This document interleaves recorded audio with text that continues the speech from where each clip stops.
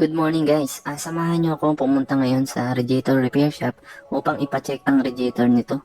Dahil may akong nakitang leak sa ilalim na hindi naman kalakasan pero kailangan ipacheck pa rin natin dahil delikado yon. Masahantong yon sa malaking gastos. Pwedeng mag-overheat at masira ang cylinder head gasket ng ating sasakyan. Kaya mas mainam na ipacheck natin para hindi lumaki ang gastos.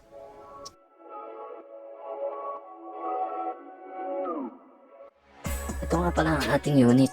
Honda City Type Z 2002 model.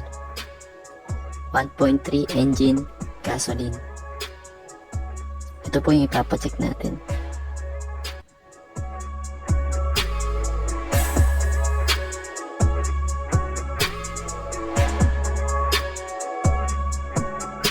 Dito na tayo sa shop. At binabaklasan ni Kuya Renjo ang ating radiator. I-pass forward na lang natin.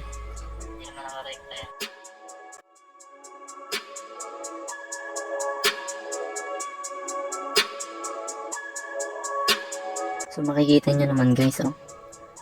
Ang daming tagas. Grabe. Buti na lang talaga, pinacheck ko agad. At hindi ko muna ginamit yung sasakyan.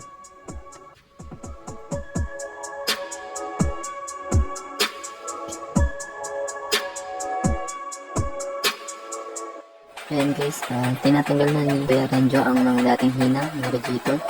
Habang matanggal nito yung cover na yan. Kasi papa-overhaul na rin natin para mas malinis yung loob.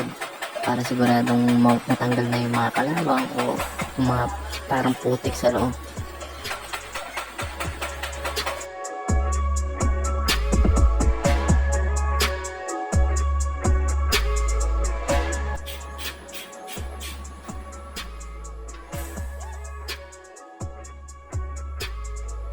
Pwede pala muriatic dyan.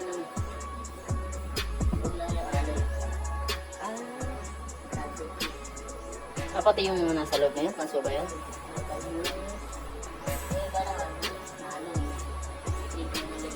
Paano malalaman natin tanso yun? Ito yung parang pumukulay yun, ano?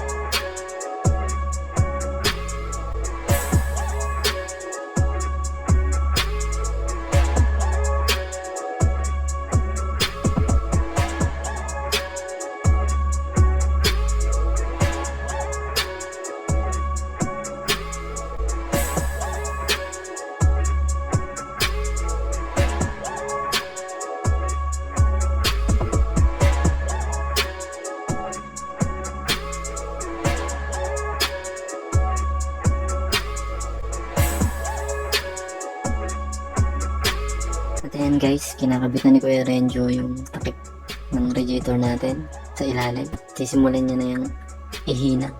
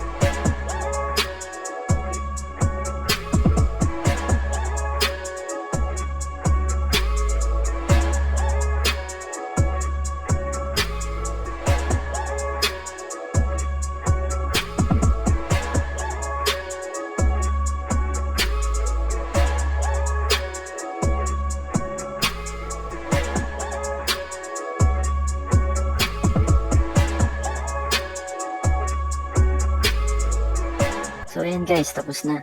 At kinakabit na ni Kuya Renjo yung ating radiator. At sa mga gusto pa lang magpaayos din ng kanilang mga radiator, ay matatagpuan ang shop ni Kuya Renjo sa Barangay Malasin, San Jose City, Nueva Ecija.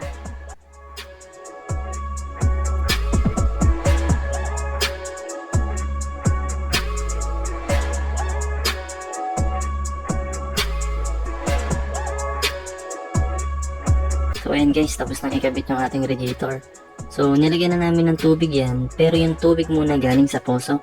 Dahil ipa-flushing ko rin yan mamaya pag uwi ko sa bahay. Para yung tubig do sa makina na marumi pa, ay mailabas natin at maging malinis siya.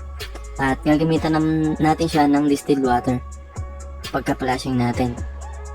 So sa mga gustong magpaayos o magpagawa o magpa-check ng kanilang mga radiator, dito sa Barangay Malasin, San Jose City, Nueva Ecija, ay puntahan nyo lang si Kuya Renjo at siguradong garantisado ang gawa niya.